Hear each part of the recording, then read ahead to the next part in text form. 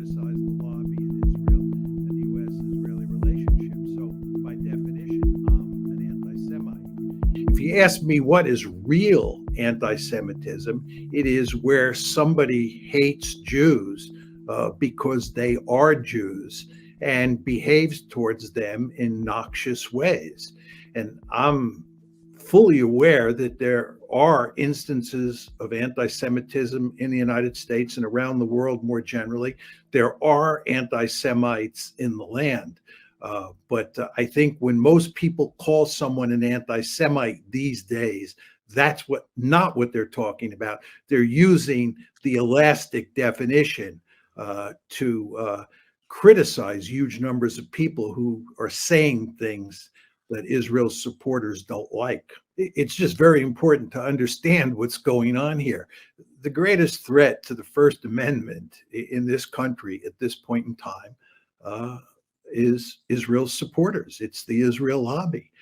And what's going on here, to dig a layer deeper, is that Israel is doing horrendous things in Gaza, and all sorts of people are talking about it and criticizing Israel.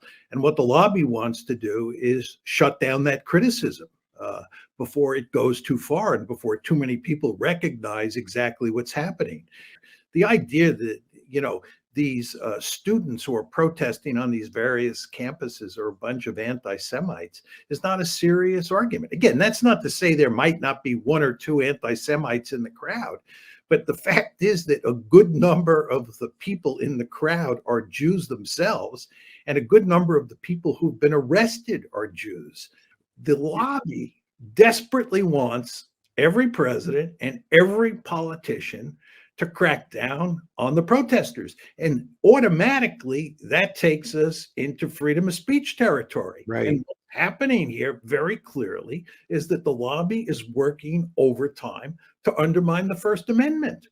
Israel is in the process of executing a genocide. This is an apartheid state that is executing a genocide. Is it any surprise that lots of students who have access to platforms like TikTok and understand what is going on are out protesting? It's hardly surprising at all. But this is not anti-Semitism. And again, many of the protesters are Jews, and many people who are sympathetic to the protesters are Jews.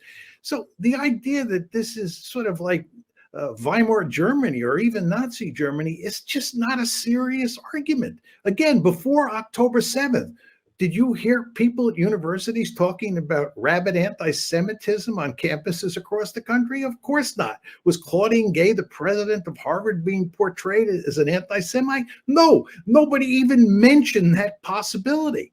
This is all happening in the wake of October 7th, and it has to do with the fact that Israel is in deep trouble, and more people recognize that Israel is in deep trouble, and it is doing absolutely horrible things to the Palestinians. That's what's going on here.